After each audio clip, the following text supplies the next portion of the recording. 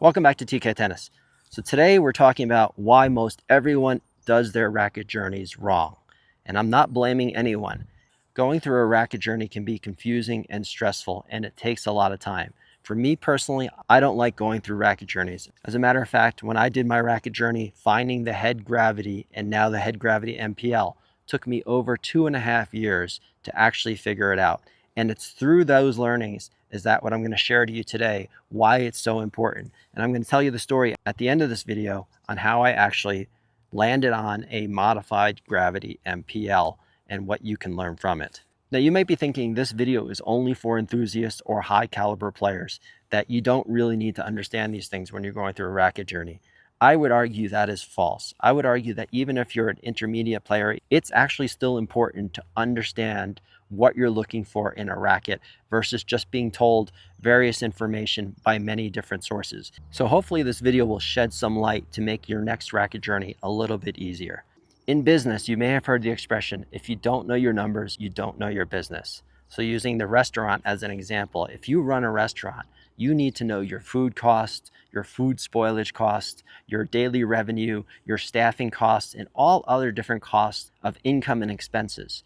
If you know all your numbers, then you'll truly understand your business and being able to optimize your business for maximum efficiency.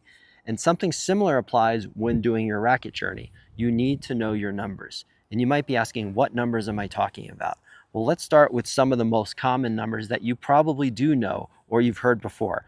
Number one, the easiest one would be grip size. Most people understand your grip size. So that's a number you might be familiar with. Another number that a lot of people might know is the string pattern they like.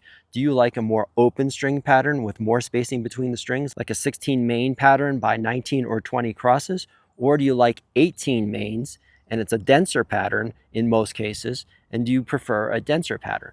And then another common number that, again, many players know is what kind of head size do you prefer to play with? Do you prefer to play with a 95 square inch head size, a 98, a 100, a 104, or some other variation? The head size that you're most comfortable with has a big impact on what racket you might like. Then the fourth number is the RA. And the RA is the flex characteristics or the flex measurement of a particular racket when a racket flexes and hits the ball. Typical RAs range from the high 50s up to around 70 in the low 70s. And that's just a number to measure its flexibility. A lower RA, like I think this racket right here is a 58 or 59, has more flex. When a racket has more flex, it tends to feel softer than a racket that's higher in the high 60s or low 70s, where it may be very stiff. So when you're doing your racket journey, you want to ask yourself, do you like softer feeling, more flexible rackets or stiffer rackets? And the two most important numbers in my mind that very few people understand is number 6 is the balance of a racket. Now, when you're talking about balance, let's just be very clear. A typical racket or a standard racket is 27 inches in length. So they talk about a racket being head light or head heavy. So if you took a racket on a balance board, which I'll put a video up right here, and let's say this is 13.5 inches, halfway between the bottom of the handle and the top of the head, if the balance is right in the middle, if the racket is head light, the head will rise up and the grip will rise down. And if the racket was head heavy, obviously it would do the opposite.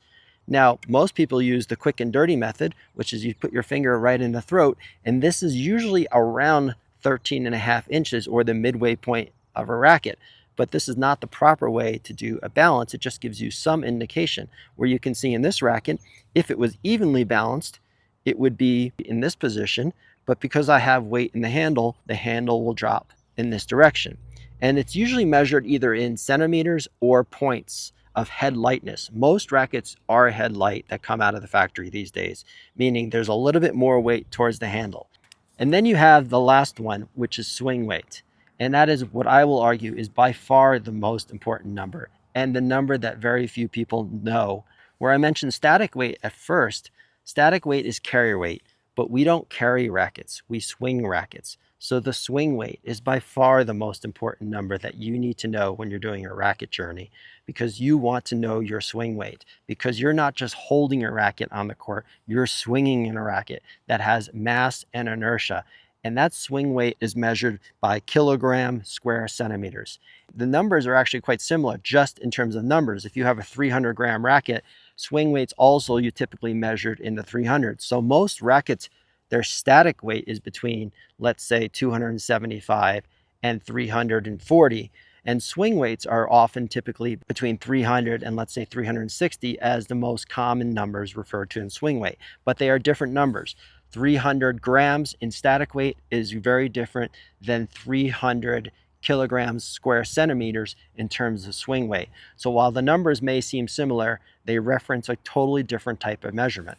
And it's that measurement, swing weight, that becomes really important in your racket journey. Now that you know all the numbers, it should be easy to do a racket journey. Not so fast. It's actually really complicated and there's a lot of challenges. But it's important to understand these challenges because the more you understand them, the easier it will be for you to figure out the rackets that's going to fit you best. The first challenge is you don't have the measuring tools to measure all these different things. If you have a kitchen scale, you can certainly measure the weight of a racket. That's generally pretty easy. But measuring the balance point usually requires a balance board, and measuring the swing weight requires a special tool that can be very expensive, even though Graffiti sells a version that's much less expensive that someone in your town might have, and they can measure swing weight for you. The next challenge is, how do you even know what you like when you start using a racket? What are you actually feeling? There's a lot of numbers that you might be feeling, and then there's of course just the feel of a racket.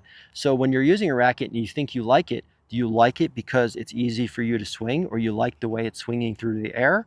Or do you like it because of some other variable? Do you like the string pattern? Do you like just the feel of the racket in terms of the flex? And when you're just trying out rackets for relatively short periods of time, it can be really challenging. Then the third one is the heavy versus light racket argument. From a pure physics perspective, heavier rackets have more mass and therefore they should be more stable when hitting a tennis ball. And because of that, many people think that heavier rackets are better, but that's not necessarily true.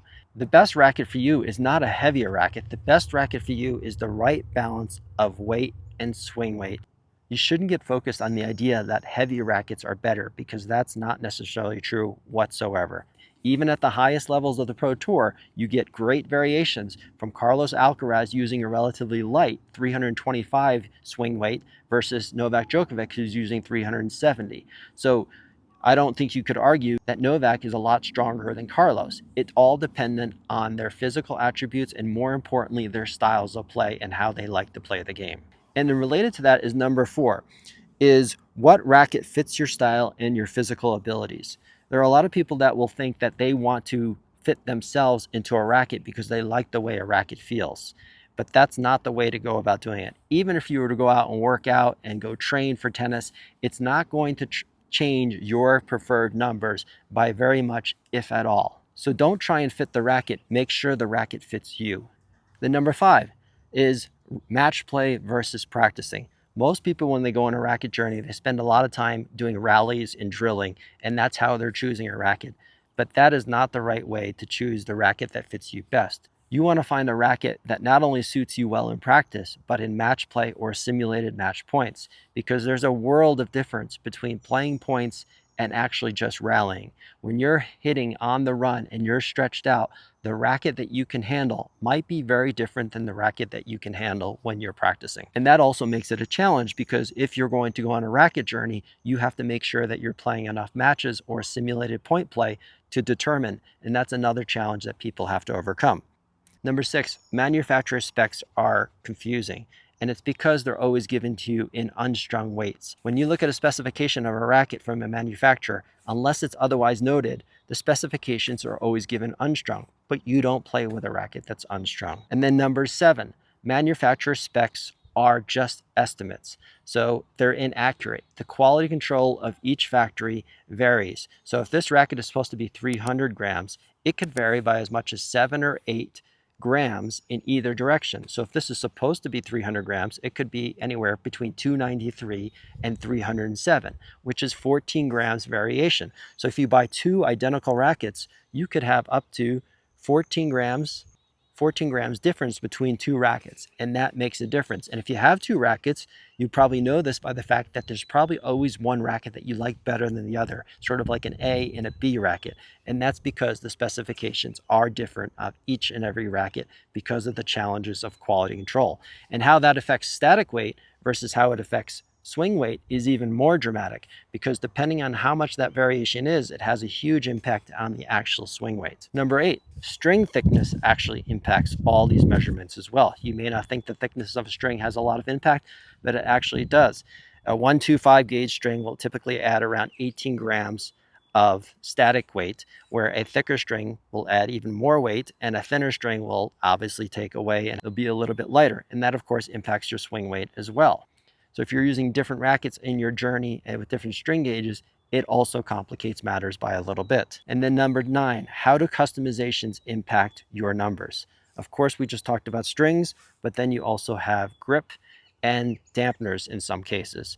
And you might not think that an overgrip adds much weight, or a leather grip, but it actually does. Just this overgrip alone, which is the perforated version, adds around 5 grams of static weight, but it has almost no impact on the swing weight because all the weight is in the handle. And then you have a 3-gram dampener that obviously has more impact on the swing weight than actually the grip does, even though the dampener is only 3 grams and the grip was 5 grams.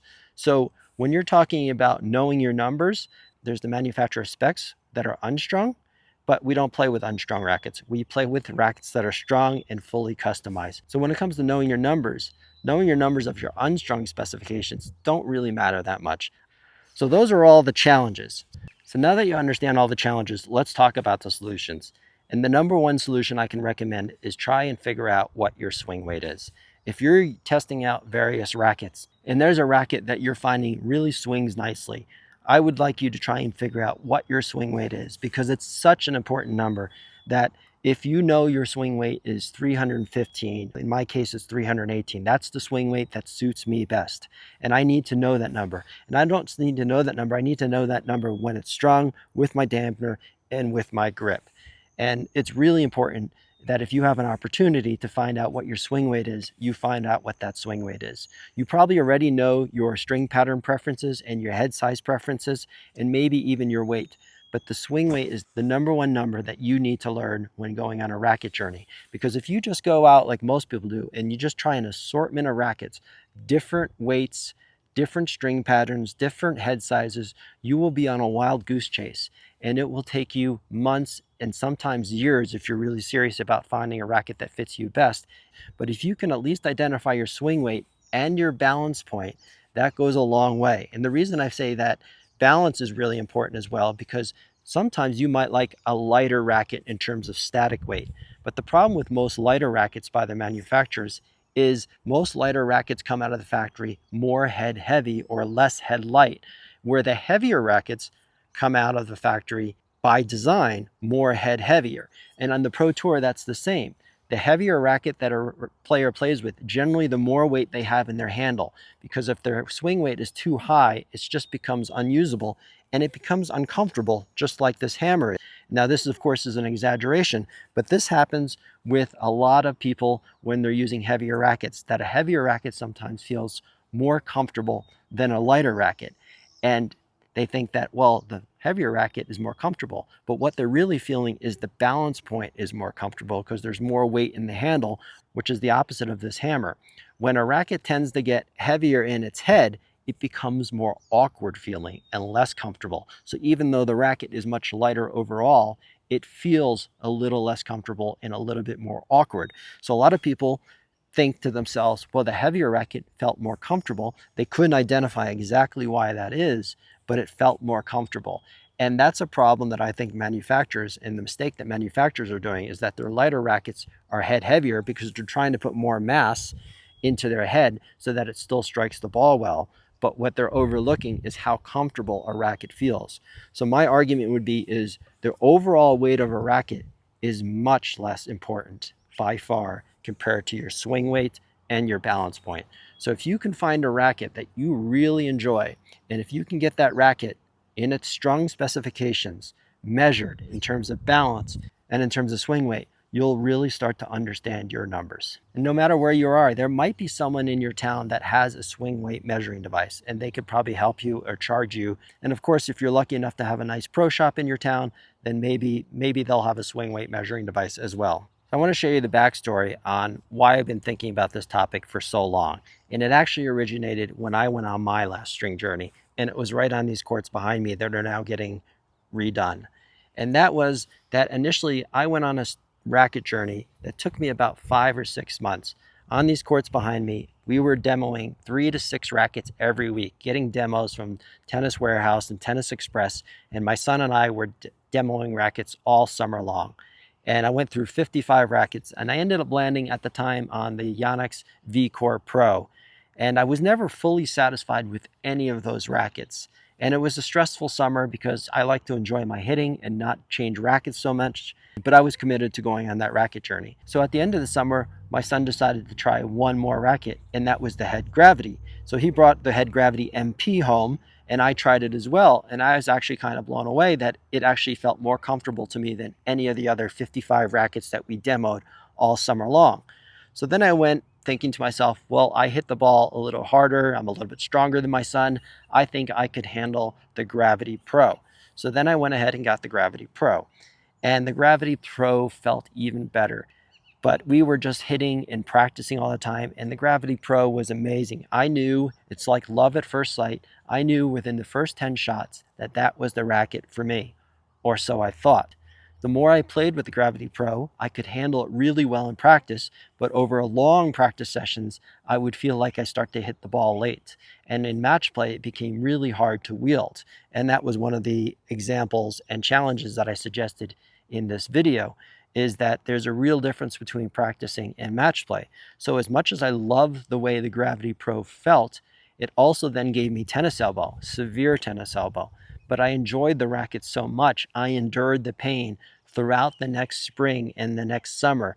And sometime that following summer, I realized I could no longer handle the Gravity Pro. It was causing me too much pain.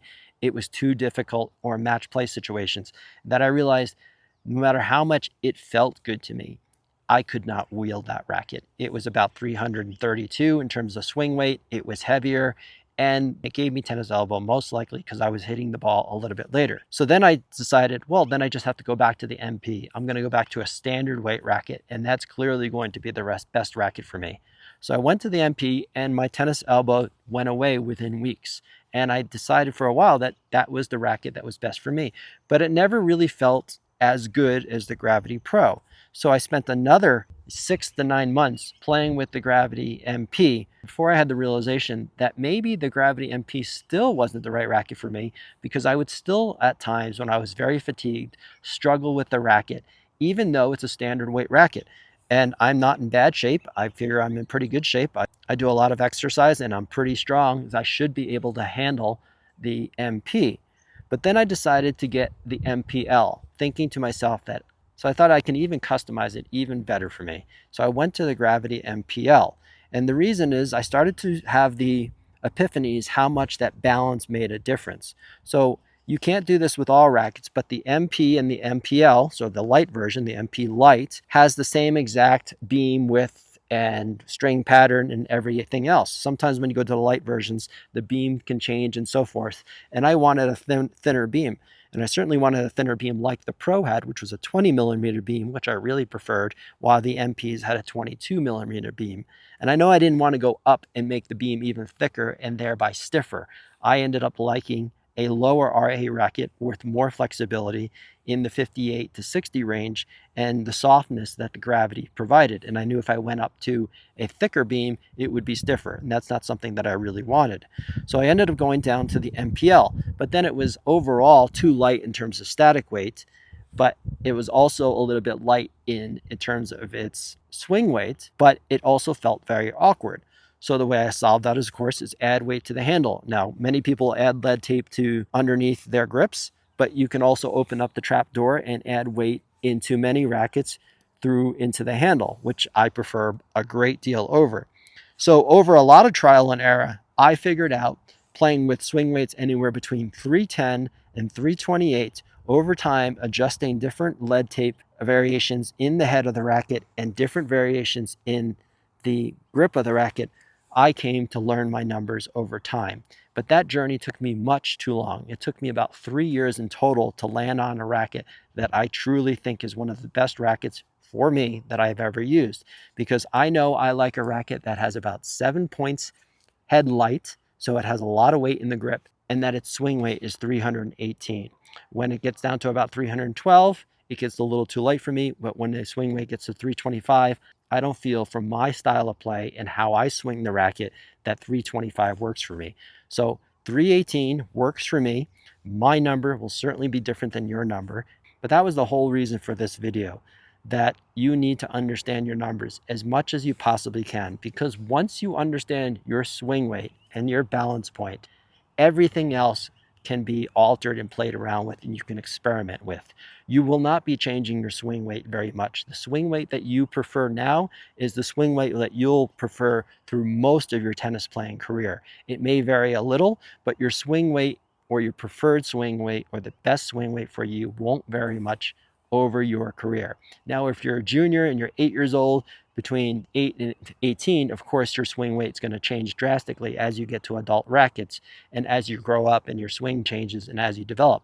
But as an adult, your swing weight won't change very much. And that also applies to your balance point. If you prefer a racket that has more weight in the handle, you will always prefer a racket that has more weight in the handle. And I would say that applies to the vast majority of people. And again, like I mentioned earlier, that's why heavier rackets, when they come stock off the shelf and you string them up, they feel really comfortable because they have more weight in the handle. So learn your swing weight, learn your balance point, and once you know your numbers, then it'll make every racket journey that you ever go on again a little bit easier. In closing, I hope you enjoyed this video. If you found it informative, please remember to like and subscribe, and I'll see you in the next one. And if you have any ideas for other videos, please leave them in the comments, and I'll see you in the next days.